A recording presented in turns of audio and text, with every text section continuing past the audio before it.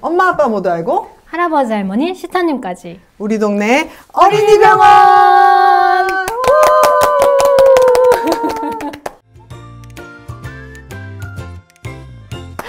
오늘은 정말 스튜디오가 화사하고 정말 꽉 찼습니다. 네. 도대체 무슨 일이죠? 그러니까요. 네. 오늘도 우리 보호자분들께서 가장 필요하신 육아 정보를 쏙쏙 모아서 저희가 알차게 구성을 했고요. 또 특별하게 게스트분을 모셨기 때문입니다. 소개하겠습니다. 류인혁 교수님이십니다. 안녕하세요. 저는 서울성모병원 소아청소년과 류인혁이라고 합니다. 이렇게 바쁘신 교수님을 저희가 채널에 모신 이유는 오늘 이제 이유식에 대한 이야기를 좀 해보려고 하거든요. 네네. 그래서 사실 아이를 키울 때 이유식에 대한 고민들을 엄청 많이 하시잖아요. 네. 그래서 그 중에서도 시작 예정이시거나 초기 이유식을 하고 계시는 부모님들의 고민을 말끔히 싸그리 다 해결해 드리기 위해서 저희 네. 교수님을 모시게 됐습니다. 네, 저희 채널에도 3년 전에 저희가 이유식에 관한 컨텐츠를 영양사 선생님과 촬영을 해가지고 업로드를 했는데요. 그 동안에 좀 업데이트된 내용들도 많고 해서 이제 그 예전 내용이랑 좀 헷갈려 하시는 부분들이 많더라고요. 실제로 진료실에서도 얼마 전에 7살 첫째 애를 키우고 그다음에 둘째를 지금 이제 이유식을 시작하려던 부모님이 저한테 아니 선생님 이거 이유식 지침 왜 이렇게 바뀌었냐고 자기 입시제도 공부하는 것 같다고 왜 이렇게 바뀌었냐고 이렇게 불만을 토로하시더라고요. 교수님께서도 그런 불만을 종종 들으시나요? 네, 많이 듣습니다. 그 이유식 자체가 원래도 이제 6개월에서 12개월 사이에 굉장히 짧은 기간만 하는 특수한 형태의 이제 시기다 보니까 원래도 어려워하시고 또 이제 아시다시피 뭐 초기, 중기, 뭐 후기라던가 이런 것도 있고 또 지침도 막 계속 조금씩 변화하는 게 있어서 어머니들이 많이 힘들어 하십니다. 그래서 저희가 준비했죠. 진료실에서 이유식에 대해서 가장 자주 질문을 하는 내용들을 가장 최신 지침을 토대로 해서 대답을 해드리려고 합니다. 특히 오늘은 부모님들께서 사실 이유식 초기 시작할 때 제일 걱정되는 게 알러지거든요. 맞아요. 그래서 이 알러지가 생겼을 때 어떤 식으로 대처를 하는지에 대해서 교수님과 함께 이야기를 나눠보도록 하겠습니다. 네, 그럼 바로 시작을 하겠습니다. 먼저 교수님, 부모님들께서 가장 많이 헷갈려 하시는 부분이 바로 이유식 시작 시기란 말이죠. 5년 전만 하더라도 영유아 검진을 하면서 뭐 분유 수유하는 뭐 4에서 6개월, 무유 수유하는 뭐 6개월부터 시작을 해라 이렇게 나눠서 설명을 드리기도 했었거든요. 그러다 보니까 좀 헷갈려 하시는 부분이 있어요. 근데 이 부분은 조금 달라졌죠. 네. 근데 이제 사실 엄격하게 말하면은 달라졌다기보다는 조금 지침이 여러 이제 권고사항이 조금 다릅니다. 예를 들어서 이제 대한소아과학회나 이제 세계보건기구 같은 경우에는 지금도 생후 6개월, 그러니까 180일 때 이유식을 시작하라고 권고를 하는데요. 이제 반면에 미국 소아과학회라던가 유럽 소아소아기 영양학회 같은 그런 외국의 좀 큰 학회에서는 4에서 6개월 사이에 이제 시작하는 것을 권유를 하고 있습니다. 그래서 저는 부모님들께 이제 4에서 6개월 사이에 아이가 충분히 이제 준비가 되었으면 시작을 하면 되고 사실 6개월 가까이에 시작을 해도 문제는 없다라고 말씀을 드립니다. 근데 여기서 이제 아이가 잘 준비가 되었다는 것은 이제 고개도 잘 가누고 엄마 아빠가 뭘 먹으면 자꾸 관심을 가지고 입도 오물거리고 침을 막 흘리죠. 네, 침도 막 흘린다던가 아니면 이제 자꾸 손을 뻗는다던가 수저에 관심을 보인다던가 이런 걸 의미하는데요. 그만큼 이제 발달이 중요하다는 이야기입니다. 그래서 아이들이 사실 다 다르기 때문에 발달 상태를 잘 보고 아이가 준비되었을 때 그 시기에 시작을 하면 된다는 것이 이제 정확한 지침이라고 할 수 있겠습니다. 네. 그럼 결국은 약간 아이의 발달의 정도가 가장 중요하다라고 말씀을 주시는 거네요. 근데 이런 질문도 많이 하시거든요. 근데 아이가 이제 4개월이 됐어요. 근데 수유량이 너무 적은 거예요. 그래서 그런 친구들의 부모님은 이유식 그냥 빨리 해야 되는 거 아니야? 이렇게 말씀을 해주시는 분도 있고요. 그다음에 반대로 애가 너무 과체중인 거예요. 그리고 분유를 너무 좋아해가지고 1000cc 이상 계속 먹는 거죠. 그런 경우에도 부모님들께서 그냥 이유식이라도 빨리 해서 이거 수유량을 빨리빨리 낮춰야 되는 거 아니냐 이렇게 말씀하시는데요. 이런 수유량이라든지 아이의 체중에 따라서 이런 이유식 시작 시기를 좀 이렇게 정하는 것도 고려 사항이 되나요? 저는 이제 수유량 때문에 이제 이유식의 시작 시기를 결정하라고는 잘 권고드리지 않습니다. 왜냐하면은 이게 마음처럼 잘 안 되는 경우가 많아요. 예를 들어서 말씀하신 것처럼 뭐 분유를 안 먹어서 이유식을 시작했는데 더 안 먹는다거나 이유식 분유를 너무 많이 먹는데 뭐 이유식도 더 많이 먹고 조절이 안 되는 경우가 있을 수 있기 때문에 대부분은 그렇죠. 네네. 그래서 꼭 그럴 필요는 없고 오히려 이제 분유를 너무 안 먹어서 걱정이시라면 키랑 몸무게 퍼센타일을 잘 확인을 하고 이제 신장별 체중이라고 얘기하거든요. 네. 같은 키를 가지고 있는 애들 몸무게 순위를 보는데 그게 뭐 정상 범위에 있으면 사실 많이 걱정 안 하고요. 네. 그게 진짜로 떨어질 정도면 병원 진료가 필요합니다. 네. 네, 좋습니다. 그래서 이유식 시작 시기에 대한 것은 어느 정도 정리가 된 것 같습니다. 근데 제가 이거를 얘기를 하다 보니까 이제 이 질문이 뒤따라서 떠오르는데 초기 이유식의 어떤 그 입자의 굵기나 뭐 물기 뭐 정도 이런 거에도 뭐 지침이나 변경이 된 게 있을까요? 일단은 아주 쉽게 얘기하면 그냥 아이가 잘 먹게, 그러니까 아이한테 맞춰서 하면 됩니다. 처음 시작은 당연히 이제 좀 그 묽은 퓨레 형식으로 시작을 하는 게 맞는데요. 퓨레 네, 맞아요. 그러니까 이제 그래서 잘 먹고 적응이 되면 이제 조금씩 약간 걸쭉한 퓨레로 한다던가 아니면 이제 좀 으깬 어떤 식재료를 준다던가 부드러운 이제 이렇게 점점 바뀌어가는 겁니다. 근데 이제 일반적인 기준에서는 보통 한 처음 6, 7개월 정도까지는 좀 이렇게 묽은 형태라던가 이런 걸 먹는 경우가 많고요. 이제 중기라고 보통 얘기하는 8개월부터는 좀 이제 걸쭉한 거라던가 으깬 거라던가 좀 다양한 식감을 먹게 되는 경우가 많습니다. 그래서 너무 그거에 스트레스 받지 마시고 아이가 진행되는 거에 맞춰서 하시면 되고 오히려 뭐 그걸 너무 빨리 하려고 시도한다던가 일부러 그럴 필요까지는 없다고 생각합니다. 네. 네, 이 소아과 진료를 보는 입장에서는 저는 이제 이전보다는 이유식 상담하는 게 좀 더 길어졌거든요. 왜냐하면 그전에는 그냥 이제 체에 걸러가지고 10배죽부터 시작을 하세요 이렇게 하고 딱딱 그 시간 타임라인에 맞춰가지고 설명을 드리면 끝이었는데 요새는 되게 보호자분들이 다양한 방법으로 이유식을 시작을 많이 하시더라고요. 예를 들어서 뭐 자기주도 이유식이라고 해서 처음부터 덩어리 재료를 이제 섭취를 하게 둔다든지 아니면은 뭐 토핑 이유식이라고 해서 뭐 쌀미음에다가 여러 가지 토핑을 막 올려가지고 주는 거라든지 그래서 다양하게 하다 보니까 거기에 맞춰서 이제 설명을 드려야 되잖아요. 그게 참 쉽지 않은 것 같은데 이렇게 약간 한 가지 트렌드, 이유식도 트렌드잖아요. 그런 거에 대해서는 어떻게 생각하세요? 그런 자꾸 트렌드가 있어서 저도 자꾸 공부를 해야 됩니다. 왜냐하면은 사실 그런 게 교과서에 있지는 않거든요. 그죠, 근데 맞아요. 이제 그래도 부모님들께 좀 정확한 정보를 주려면 그게 정말로 과학적으로 어떤 이득이 있는지 도움이 되는지 이런 걸 좀 찾아봐야 되는데요. 특히 이제 요즘 유행 많이 하는 것 중에 자기주도 이유식이라고 있는데 이거 관련된 논문들이 많이 있습니다. 그래서 긍정적인 결과들도 많이 있고요. 예를 들어서 더 좋은 식습관을 갖게 된다던가 아이가 뭐 더 영양적으로 공급을 잘 받는다던가 체중도 잘 는다던가 이런 결과들이 많이 있습니다. 근데 또 이게 사실은 또 어떤 연구에서는 그 진짜 자기 주도 이유식이 효과가 있는 건지 아니 보통 그걸 하는 부모님들이 아이들 먹이는 거에 관심이 많으니까 적극적인 부모님이기 때문에 아이가 잘 먹는 건지가 아직 애매하다 뭐 이런 표현도 좀 있습니다. 그래서 저는 이런 거를 자꾸 시도하시려는 부모님 어쨌든 아이한테 더 좋은 걸 주려는 마음이니까요. 그런 적극적인 시도는 너무 좋다고 생각하는데 또 이제 이거 안 하면 막 큰일 날 것처럼 그럴 필요까지는 전혀 없다고 요새는 생각합니다. 토핑 안 하면 큰일 나는 그러니까요. 트렌드가 그래서 아이가 예를 들어 전통적인 방식으로라도 잘 먹으면 사실은 너무 막 그렇게 적극적으로 시도할 필요까지는 없는데요. 또 아이가 뭐 이런 새로운 방법으로 잘 먹으면 그것도 좋다고 생각합니다. 네. 결국은 약간 이제 아이의 선호도 그리고 이제 부모의 선호도에 따라서 선택을 하시면 될 것 같아요. 그러니까 대세에 큰 지장은 없다. 맞아요. 그죠? 네. 자, 그러면은 그 다음 이야기 나눠볼 부분은 바로 이유식 재료, 재료 중요하죠. 도입 시기에 관해서인데요. 이게 이제 또 굉장히 이제 중요하죠. 그래서 이 부분도 지침이 이번에 좀 많이 바뀌었다고 들었는데 맞나요? 그러니까 가장 기본적인 것은 사실 동일합니다. 이제 이유식을 시작을 할 때 쌀과 같은 곡물로 시작을 하고 6개월 넘어서는 이제 고기가 영양적으로 중요하니까 두 번째는 이제 붉은 고기를 선택을 하고 그 다음에는 이제 다양한 뭐 과일이나 야채를 하나하나씩 추가해 가는 게 기본인데요.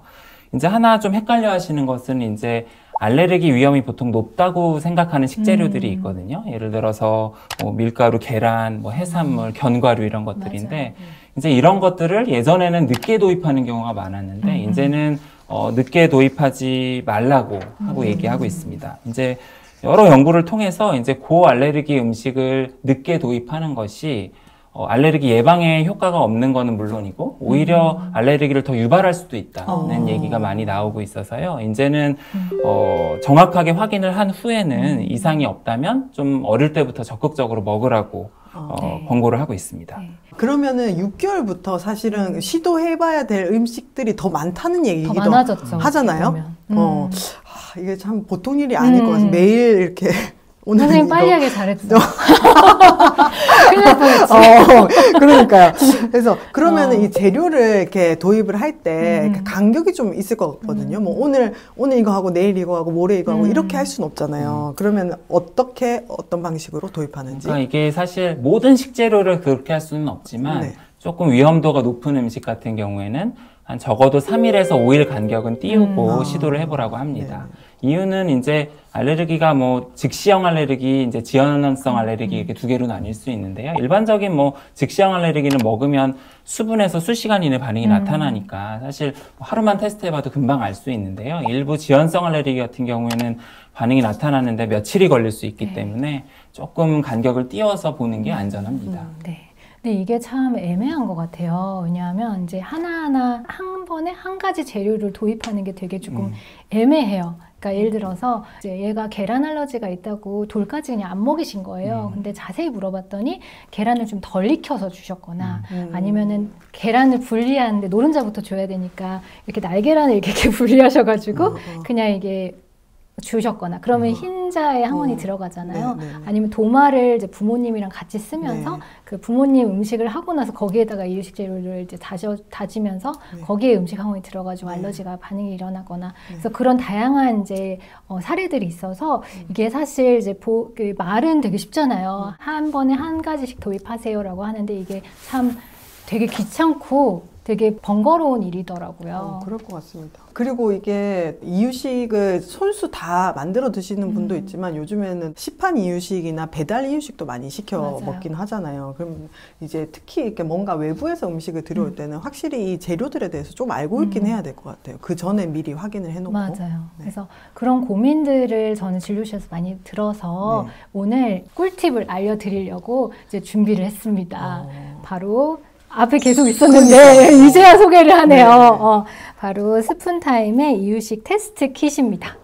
그러니까 이게 아까부터 뭔가 되게 궁금했는데 근데 이 제품은 이제 각각의 재료를 분말 형태로 가공해서 부모님들께서 아이한테 편하게 테스트 해볼 수 있게 만들어진 제품인데요. 근데 사실 저는 이 제품을 1년 전에 접했어요. 그러고 이렇게 홍보해야지라는 생각을 안 하고 이제 1년 동안 이제 보호자분들한테 이제 이런 고민이 있으신 분들한테 이렇게 알려드렸더니 반응이 되게 좋았어요. 너무 유용하다 이런 이제 피드백이 있어서 오늘 구독자님들께도 소개해드리려고 이렇게 가져왔습니다.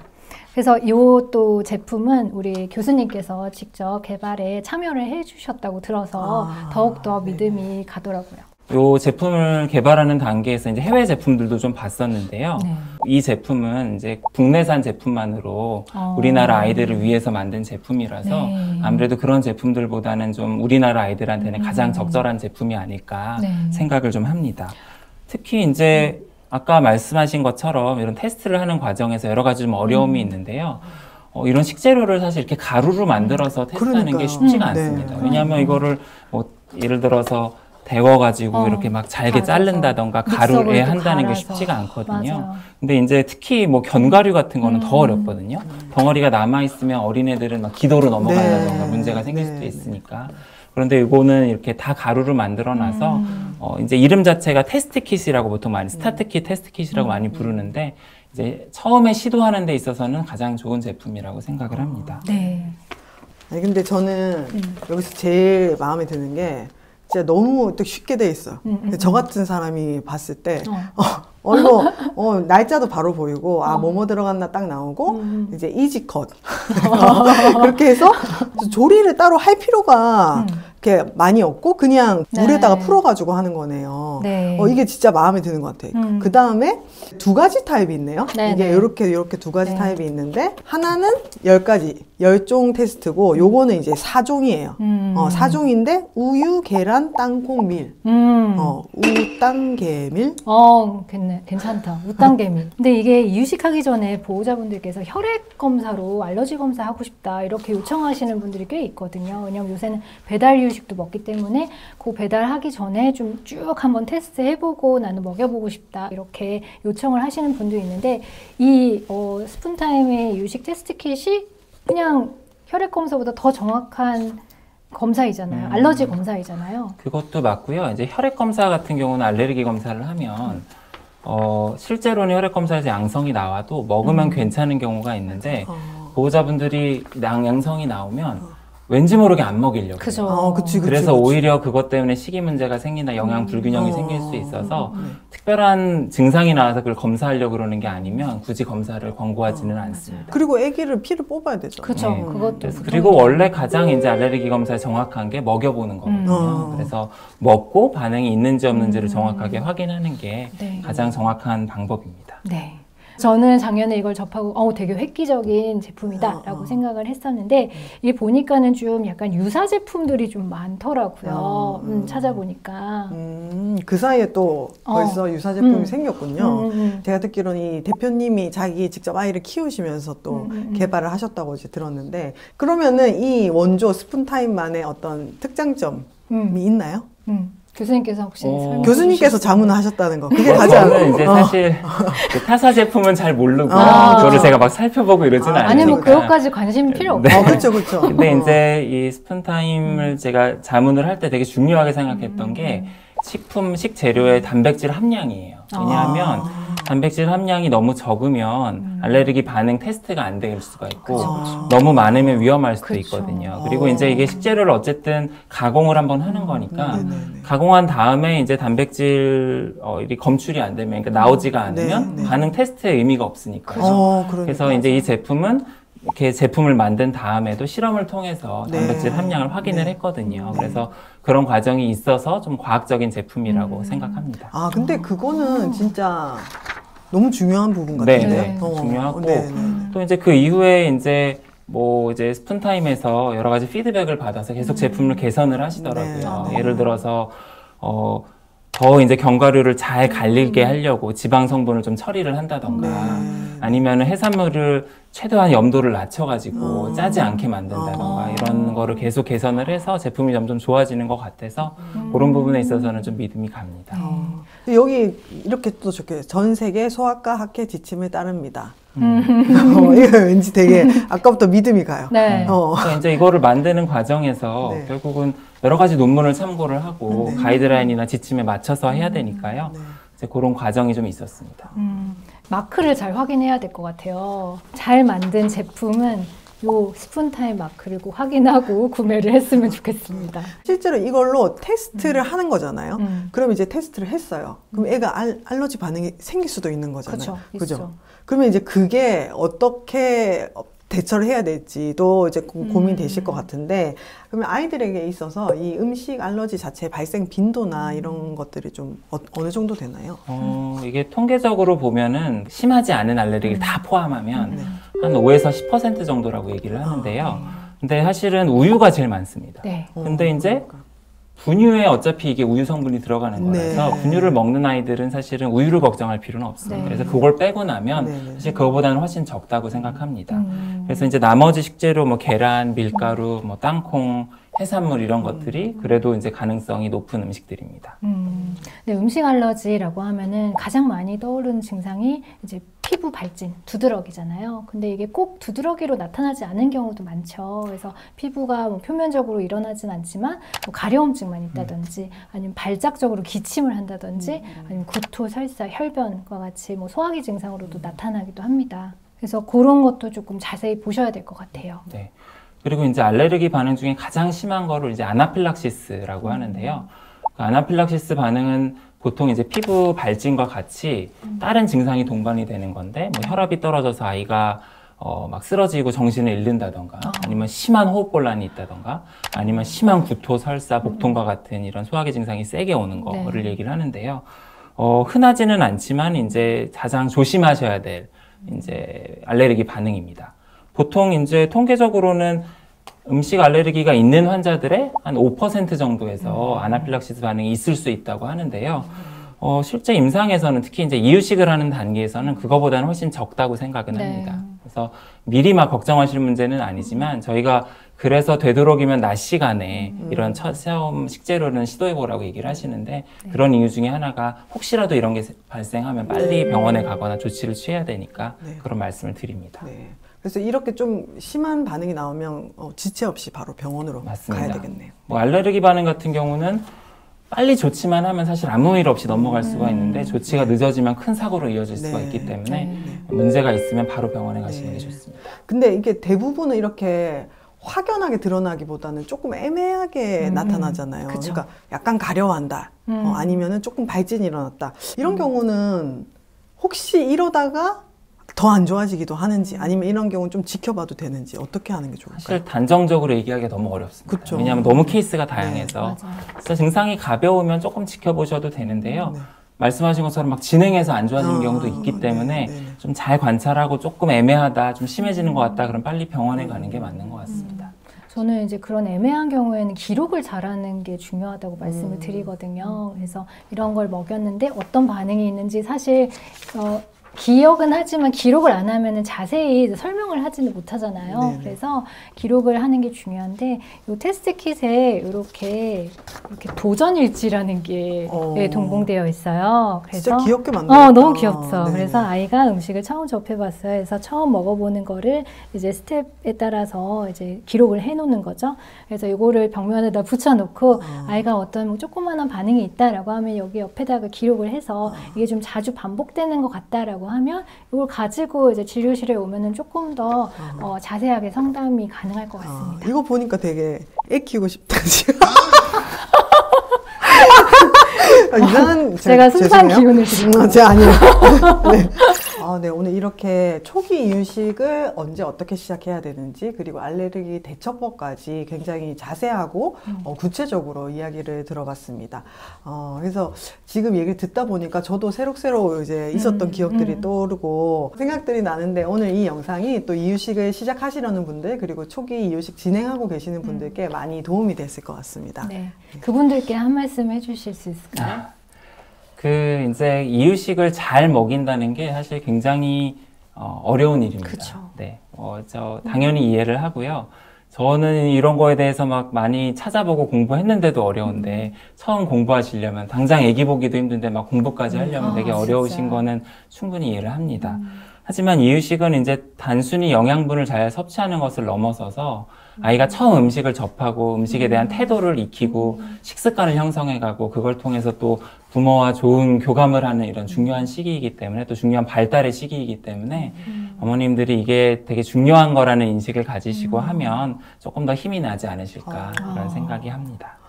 또 이제 너무 힘들면은 또 여러 가지 도와주는 그런 이제 요새는 자료들이 많잖아요.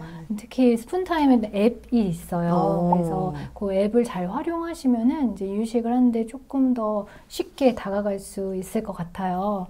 그리고 보니까 교수님께서 이렇게 좀 검색해 보니까 그 네이버에도 글도 올려주시고 계시던데. 그게 약간 슬픈 이야기인데. 없어졌어요? 제가 그 네이버 포스트라는 전문가들이 글 올리는 거에 꽤 오래 했거든요. 네이버 포스트가 없어졌어요. 그래서 포스트를 없애버려서 최근에 블로그로 이전을 했거든요. 아이고.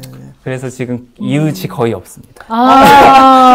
우리 어린이병원 이웃 구독자분들이 지금 이웃을 맺으러 지금 당장 가실 것 같은데. 좋은 글이 되게 많은데 사실 그 글을 읽는다고 저한테 이득이 되는 건 없는데 그래도 좋은 글들을 많이 좀 아깝다. 그럼 이 블로그 이름이 뭐라고요, 교수님?